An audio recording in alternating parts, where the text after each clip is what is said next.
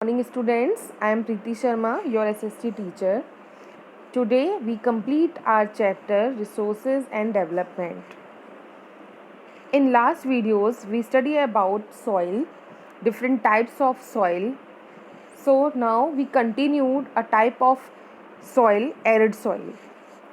Arid soils range from red to brown in color.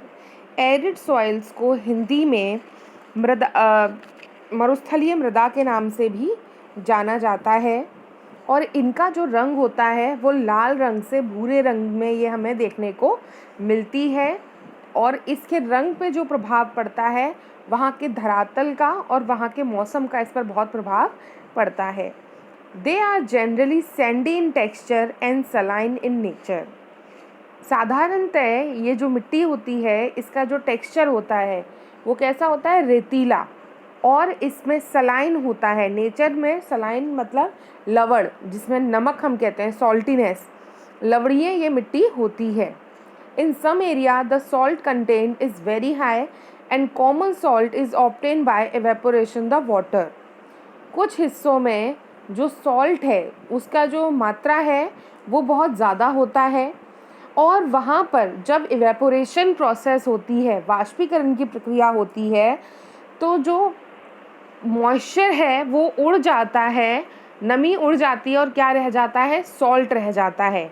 ऐसे एरियो में हम सादा नमक भी बनाते हैं. इसका एक एग्जांपल है राजस्थान की सांभर झील. आप सभी जानते हैं कि वहाँ पर हम सॉल्ट बनाते हैं. So due to the dry climate, high temperature evaporation is faster and the soil lacks humus and moisture.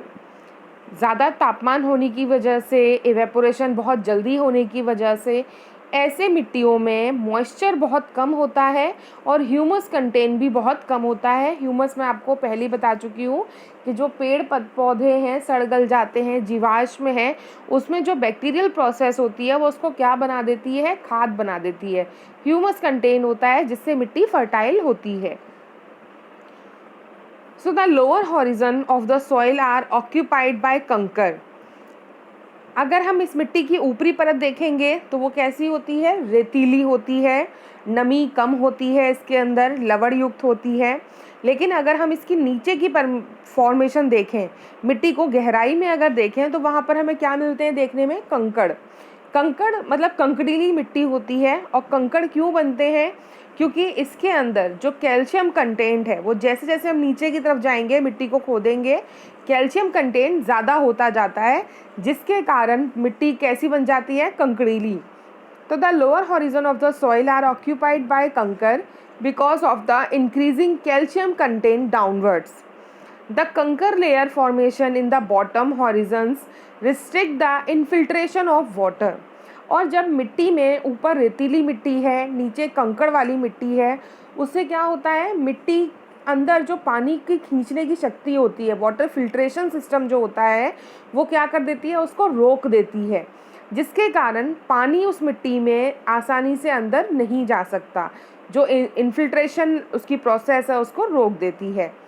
After proper irrigation these soils became cultivable has been in the case of western Rajasthan. ऐसी मिट्टी में, मरुस्थलीय मृदा में irrigation की मदद से सिंचाई अगर ढंग से की जाए तो इस मिट्टी में भी खेती की जा सकती है, जिसका एक एग्जाम्पल है वेस्टर्न राजस्थान. पश्चिमी राजस्थान के कुछ हिस्सों में सिंचाई की मदद से वहाँ पर खेती की जा रही है इस मिट्टी में. उसके बाद हमारी नेक्स्ट मिट्टी है वो है फॉरेस्ट सॉइल. जैसा क्या इसके नाम से मालूम है, फॉरेस्ट आप सब जानते हैं जिसे हम कहते हैं वन. तो वनों में पाई जाने वाली मिट्टी है forest soil. These soils are found in the hilly and mountainous area where sufficient rainforests are available. ये मिट्टी हमें ज़्यादातर कहाँ मिलती है, जहाँ पर हिली रीजन्स हों, पर्वत हों, और जहाँ पर अच्छी मात्रा में बारिश होती है, जिसके कारण वहाँ पर जंगल है, फॉरेस्ट है, वहाँ पर ये हमें मिट्टी मिलती है. The soil texture varies according to the mountains environment where they are formed. और ये मिट्टी भी हर जंगल में, हर एक वन में अलग अलग प्रकार की होती है. और वो क्यों अलग अलग प्रकार की होती है, क्योंकि वहाँ का इन्वायरमेंट इसको प्रभावित करता है, वहाँ के जो वन संपदा है वो इसको प्रभावित करती है. They are loamy and silty in valley sides and coarse grained in the upper slopes. पहाड़ पे पहाड़ी की चोटी से लेकर नीचे घाटियों तक अलग अलग मिट्टी के प्रकार हमें देखने को मिलते हैं।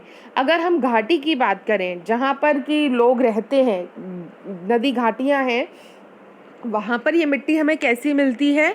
वहाँ पर हमें मिलती है ये सिल्टी, उसमें थोड़ी सी नमी ज़्यादा होती है सिल्ट के तौर पर, जिसमें हम गाद कहते हैं हिंदी में, और लोमी मिट्टी जिसे हम दोमट मिट्टी कहते हैं, तो उस फॉर्म में ये हमें मिलती है, महीन कणों में लोमी, दोमट, और साथ ही उसमें पानी की मात्रा ज़्यादा होती है जिस कारण वो सिल्टी होती है। अगर हम स्लोप्स पे बात करें तो जो पहाड़ियों के स्लोप्स हैं, चोटी से लेकर घाटी तक आने में जो स्लोप्स हैं, वहाँ पर मिट्टी कैसी होती है? थोड़ी सी कंकरीली होती है, उसके दाने बहुत महीन नहीं होते हैं। कैसी होती है? कोर्स दाने होते हैं उसके। In the snow covered areas soil is washed away, और जो सॉइल कवर्ड एरियाज़ हैं जहाँ पर कि बर्फ़ ढकी रहती है चोटियों पर, हिमालय में ज़्यादातर ऐसी चोटियाँ हैं पहाड़ की जहाँ पर क्या होता है, बर्फ़ पड़ती है। कई जगह तो साल में 12 महीने तक बर्फ़ जमी रहती है, और कुछ चोटियों पे साल में 2 या 3 महीने के लिए वो बर्फ़ पिघल जाती है। So these soils experience denudation and are acidic with low humus content. ऐसी जगह पे जहाँ पर बर्फ़ रहती है चोटियों पर, वहाँ पर ये मिट्टी कैसी होती है? एसिडिक होती है, और इसके अंदर जो ह्यूमस कंटेंट होता है वो क्या होता है? काफ़ी कम होता है। अब वनों में ह्यूमस कंटेंट कम क्यों है? क्योंकि बेटा आप सब जानते हैं बैक्टीरियल प्रोसेस के लिए टेम्परेचर ना तो बहुत हाई होना चाहिए और ना ही बहुत कम होना चाहिए। एक मीडियम टेम्परेचर पर ही बैक्टीरियल प्रोसेस होती है। तो जिन चोटियों पे बर्फ़ जमी रहती है वहाँ का टेम्परेचर बहुत कम होता है, जिसके कारण बैक्टीरियल प्रोसेस नहीं हो पाती है जीवाश्मों में और पेड़ पत्तियों में, जिसके कारण बैक्टीरिया नहीं होगा तो वो खाद नहीं बन पाएगी। So the soils found in the lower part of the valley, particularly on the river terrace and alluvial fens are fertiles. तो मेनली जो मिट्टी है वो कहाँ मिलती है हमें? रिवर टेरेसेस पे, जो नदियाँ हैं उनके दोनों तरफ घाटियों में हमें ये देखने को मिलती है मिट्टी, और साथ ही नदियों द्वारा जो अपने साथ में उपजाऊ मिट्टी बहा के लाई जाती है वो सब कहाँ जमा देते हैं? एलुवियल फेंस, हिंदी में इसे बोला जाता है जलोढ़ पंख, नदियों घाटियों के किनारे पे एक पंखे की शेप होती है, इसीलिए इसका नाम दिया गया है एलुवियल फेंस, और ये बहुत ही उपजाऊ होती है।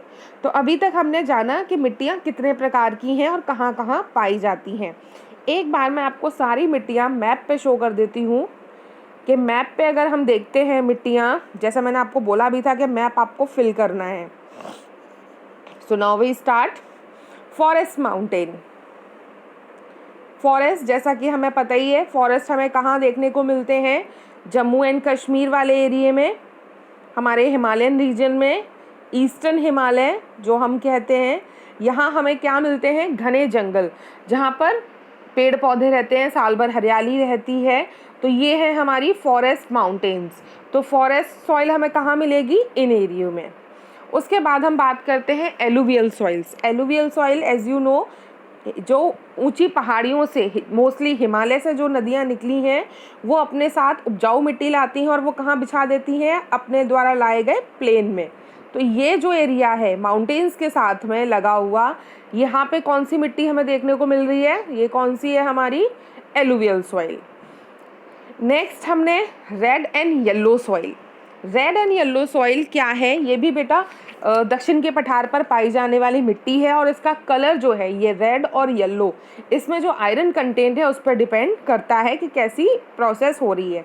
तो रेड एंड येलो सॉइल हमें कहाँ मिल रही है? ये हमें मिल रही है डेक्कन प्लेट्यू में, मोस्टली इन एरिएज में। यहाँ पर हमें क्या मिल रही है? ये हमारी है रेड एंड येलो सॉइल। उसके बाद ब्लैक सॉइल, जिसे हम कॉटन सॉइल भी कहते हैं, वो हमें मेनली किस पार्ट में मिलती है? महाराष्ट्र, एमपी और कुछ पार्ट जो है गुजरात का, ये हमें मिलती है ब्लैक सॉइल। उसके बाद लेटेराइट सॉइल। लेटेराइट सॉइल जैसा आप सभी जानते हैं कि मेनली कुछ ही हिस्सों में मिलती है जहाँ पर टेम्परेचर होता है, बारिश ज़्यादा होती है, लीचिंग प्रोसेस होती है। तो ये हमारी लेटेराइट सॉइल, ये हमें पैचेस में मिलती है। ऐसा नहीं है कि एक ही जगह पे बहुत सारी है, कुछ कुछ टुकड़ों में हमें ये देखने को मिलती है। एरिड सॉइल कहाँ मिलेगी? जहाँ पर टेम्परेचर बहुत हाई होता है, बारिश बहुत कम होती है, मोस्टली डेजर्ट एरिया, और वो है हमारा ये राजस्थान और गुजरात का भाग। तो ये हमारी है arid soil. So now you understand type of soil. अब हमने जब मृदा को जान लिया, उसके प्रकार जान लिए, अब हम जो मेन टॉपिक है इसका वो है आपका सॉइल इरोज़न। सॉइल का इरोज़न कैसे होता है और उसका कंजर्वेशन कैसे किया जा सकता है। तो सॉइल इरोज़न जैसे सॉइल बनने की प्रोसेस है कि चट्टानों से इवेपोरेशन के थ्रू, अपरदन के थ्रू मिट्टी बनती है, ऐसे ही सेम वे नदियाँ उसको बनाती भी हैं और नदियाँ और पानी मिलकर उसको इरोड भी करता है, इरोजन भी करता है। So the denudation of the soil cover and subsequent washing down in described as soil erosion। मिट्टी बनने की जो प्रक्रिया है उसके साथ में जब वो क्षरण होना शुरू हो जाता है, उसका कटाव होना शुरू हो जाता है, और पानी के द्वारा या हवा के द्वारा जो मिट्टी की परत है जब वो बहा दी जाती है या उड़ा दी जाती है, तो उस प्रोसेस को हम क्या कहते हैं? Soil erosion. The process of soil formation and erosion go on simultaneously. जैसा कि मैंने आपको बताया कि मिट्टी बनने की प्रक्रिया और मिट्टी के कटाव की प्रक्रिया दोनों एक साथ चलती रहती हैं, साइमल्टेनियसली चलती हैं। And generally there is a balance between the two. और ज़्यादातर साधारणतः इन दोनों ही प्रक्रियाओं में क्या होता है? नेचर ने अपना बैलेंस किया हुआ है कि पुरानी मिट्टी जो कम उपजाऊ होती जाती है उसका कटाव होता है, और नई मिट्टी जो उपजाऊ है वो उसके ऊपर आती जाती है। ये नेचुरल प्रोसेस है। लेकिन जब इसमें ह्यूमन एक्टिविटीज़ इन्वॉल्व होने लगती हैं, ह्यूमन की वजह से ये जो बैलेंस है ये क्या होने लगता है? डिस्टर्ब होने लगता है। So sometimes this balance is disturb due to human activities like deforestation, overgrazing, construction, mining etcetera. और ह्यूमन एक्टिविटीज़ जो हमने लैंड डिग्रेडेशन के लिए पढ़ी थी वही सारी सॉइल इरोजन के लिए भी रिस्पॉन्सिबल हैं। जैसे कि सबसे बड़ी है डिफॉरेस्टेशन, पेड़ों को काट देना, जंगलों को साफ़ कर देना, उसके बाद ओवरग्रेजिंग, कंस्ट्रक्शन, हमने जंगल साफ़ कर दिए, पेड़ पौधे काट कर साफ़ कर दिए और वहाँ पर हमने कंस्ट्रक्शन वर्क शुरू कर दिया, और माइनिंग। ये सब मैं आपको ऑलरेडी एक्सप्लेन कर चुकी हूँ लैंड डिग्रेडेशन में। तो वही चीज़ें सॉइल डिग्रेडेशन के लिए भी रिस्पॉन्सिबल होती हैं। While nature forces like wind, glacier and water led to soil erosion। इसके साथ में जो नेचुरल फोर्सेस हैं, नेचुरल फोर्स कौन सी हैं? विंड, हवा के द्वारा, ग्लेशियर जिसे हम हिम नदी कहते हैं, बर्फ़ की नदी, और वाटर, ये भी सॉइल को इरोजन करते हैं, सॉइल का अपरदन करते हैं। The running water cuts through the clayey soil and makes deep channels as गलीज।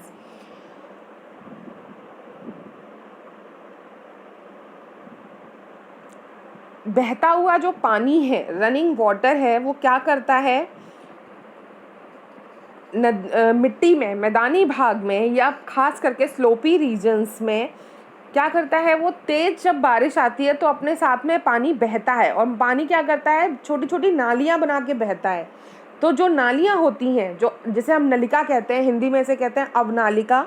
तो उसी तरीके से मैदान में आप देखते हो कि समय के साथ, टाइम के साथ, एक खुला अगर एरिया है, पेड़ पौधे वहाँ पे नहीं है और बारिश का पानी वहाँ पर सीधा पड़ता है, तो कुछ टाइम बाद वहाँ पे मिट्टी एक जैसी नहीं रहेगी, छोटी छोटी क्या बन जाती हैं? दरारें, और बाद में जाके वो दरारें क्या बढ़ जाती हैं? गलीज बन जाती हैं, नालियों का रूप धारण कर लेती हैं। तो इसे बोलते हैं अवनालिका अपरदन। मिट्टी का अपरदन इस प्रकार होता है। The land become unfit for cultivation and is known as bad land. और इस तरीके से जो अपरदन होता है उसके बाद वो भूमि कल्टीवेशन के लिए उपयोगी नहीं होती, वो क्या बन जाती है? बैड लैंड बन जाती है। बैड लैंड क्या होता है? बैड लैंड होता है जिसे हम कहते हैं उत्खान भूमि। चंबल में बहुत सारे एरिया ऐसे हैं, चंबल नदी घाटी आप सब जानते ही हैं। तो चंबल में क्या है? प्लेन एरिया नहीं है, पहाड़ी भी नहीं है, बीच बीच में मिट्टी क्या हो गई है? काफ़ी गहरी कट गई है। तो ना वहाँ पर खेती की जा सकती है और ना ही वहाँ पर कंस्ट्रक्शन वर्क किया जा सकता है। तो वो क्या बन गई है? Badland. In the Chambal Basin, such land are called ravines. Sometimes water flow as a sheet over large areas down a slope। कई बार स्लोपी रीजन्स पे पानी तेज़ी से आता है, वो अपने साथ पूरी की पूरी जो परत होती है उपजाऊ मिट्टी की, वो उसे अपने साथ बहा के ले जाता है। तो पूरी परत जब पानी के साथ बह जाती है या हवा के साथ उड़ जाती है, तो उसको किस नाम से जानते हैं? शीट इरोजन, या हिंदी में इसे कहते हैं परत अपरदन, कि पूरी की पूरी जो लेयर है वो ही हट जाना। In such cases the top soil is washed away. ऐसे इरोजन में क्या होता है, जो टॉप शीट होती है, जो कवर होता है उपजाऊ मिट्टी का, वो बह जाता है। This is known as sheet erosion. इसको क्या कहते हैं हम? Sheet erosion. Wind blows loose soil off that और sloping land knows as wind erosion. मिट्टी जब हवा के साथ उड़ जाती है स्लोपी रीजन्स पे, तो उसको क्या कहते हैं? विंड इरोजन, मतलब हवा के द्वारा किया गया अपर्दन। Soil erosion is also cause due to defective method of farming. इसके अलावा विंड और वाटर के अलावा जो डिफेक्टिव फार्मिंग टेक्निक्स होती हैं, उनके द्वारा भी सॉइल इरोजन होता है। Plogging in a wrong way. Plogging, जैसे आप सब जानते हैं, जुताई करना। खेतों की जो जुताई है, अगर वो गलत तरीके से की जा रही है, अगर ढलान वाली भूमि है और ऊपर से नीचे की तरफ, लेट सपोज अगर ये आपका स्लोपी रीजन है, नीचे की तरफ ढाल है, तो अगर इस तरीके से हम उस पर जुताई करेंगे तो पानी ऊपर से आएगा और अपने साथ इसको आसानी से बहा कर ले जाएगा। लेकिन अगर हम इसमें इस तरीके से प्लॉगिंग करेंगे, हॉरिजॉन्टल प्लॉगिंग करेंगे, तो क्या होगा? मिट्टी आसानी से बहकर नहीं जा पाएगी। तो गलत टेक्निक्स का use. So ploughing in a wrong way, like up and down the slope from channel for the quick flow of water leading to soil erosion. Ploughing along the contour lines. जो contour lines हैं, उसकी जो मेड़ें बनाई गई हैं, उसके parallel अगर हम खेत की जुताई करेंगे तो मिट्टी का अपरदन उसमें कम होगा। So this is called contour ploughing. और इस टेक्निक को क्या कहते हैं? Contour ploughing. Steps can be cut out of the slope making terrace. जो ढलान वाली भूमि है, खास करके पर्वतों की ढलान वाली जो भूमि है, वहाँ पर हम क्या करते हैं? मिट्टी के लिए हम क्या बना लेते हैं? सीढ़ीदार खेती बनाते हैं, ताकि पानी एकदम से फ्लो में अगर ऊपर से नीचे आ रहा है तो वो क्या हो? एकदम से ना जाए। अगर लेट सपोज ये आपकी पहाड़ी है, सिंपल पानी अगर जाएगा तो वो अपने साथ आसानी से मिट्टी को बहा ले जाएगा। लेकिन अगर ये आपकी है और आपने इस पर क्या बना दिए हैं? स्टेप्स बना दिए हैं इस तरीके से, तो पानी का जो फ्लो होगा वो डायरेक्ट ना जाके धीरे धीरे जाएगा, जिसके कारण मिट्टी का अपरदन कम होगा। So steps can be cut out of the slope making terraces. Terrace cultivation restricts erosion, जिसके कारण जो इरोजन है वो कम हो जाएगा। Western and central Himalayas have been developed terrace farming. Western और सेंट्रल हिमालय में, हिमालय के जो मध्य भाग है और जो पश्चिमी हिमालय है, वहाँ पर इस तरह की खेती की जा रही है। Large field can be divided into strips. बहुत बड़े जो क्षेत्र है उसको छोटे छोटी सीढ़ियों में डिवाइड कर देते हैं, छोटे छोटे स्ट्रिप्स में डिवाइड कर देते हैं। Strips of grass are left to grow between the crops. छोटी छोटी क्यारियों टाइप में बना देते हैं और उसमें क्या करते हैं? जब हम बीज बोते हैं तो बीज बोने के बाद कुछ जो क्यारी है, जो क्यारियाँ हैं, उसमें क्या लगा देते हैं? घास लगा देते हैं, ताकि मिट्टी आसानी से आगे ना जा पाए। तो फसल घास, इस तरीके से हम क्या करते हैं? उसको करते हैं। This method is known as strip cropping. और इस तरह की जो क्यारियाँ बनाकर खेती की जाती है, इसको हम कहते हैं strip cropping. Planting lines of tree to create shelter also work in a similar way. दूसरा तरीका इस तरीका का ये है कि जहाँ हम घास उगा रहे हैं वहाँ पर हम क्या कर सकते हैं? पेड़ों की लंबी लंबी कतारें उगा सकते हैं, तो पेड़ भी वही काम करेंगे, मिट्टी का अपरदन होने से रोकेंगे। Rows of such trees are called shelter belts. और इस तरह की जो रो हैं जो बनाई जाती हैं पेड़ों की, उसे हम शेल्टर बेल्ट्स के नाम से जानते हैं। These shelter belts have contributed significantly to the stabilization of sand dunes and in stabilizing the desert in western India. अब ये जो पेड़ों की कतारें हैं, ये एक तो मिट्टी का अपरदन बचाती हैं, दूसरा जहाँ पर रेगिस्तानी भाग है, रेगिस्तान है, रेगिस्तान क्या कर रहे हैं, अपना एरिया बढ़ा रहे हैं। एरिया बढ़ाने का मतलब है हवा के साथ, तूफान के साथ रेत जो है वो आसानी से उड़ जाती है, और जहाँ उपजाऊ मिट्टी है, जहाँ पर प्लेन एरिया है, उस पे जाकर वो बिछ जाती है, और समय के साथ उपजाऊ मिट्टी नीचे दब जाती है और उसके ऊपर क्या आ जाती है, रेतीली मिट्टी, बंजर मिट्टी। तो रेगिस्तान इस तरीके से अपना विकास कर रहे हैं। तो वहाँ पर जहाँ पर सैंड ड्यून्स हैं, जहाँ पर रेतीला एरिया है, वहाँ पर भी पेड़ों की कतार बनाकर जो रेत है उसके विस्तार को रोका जा रहा है वेस्टर्न इंडिया में। सो नाउ यू अंडरस्टैंड क्या है इसका सॉइल इरोजन और कैसे उसको रोका जा सकता है।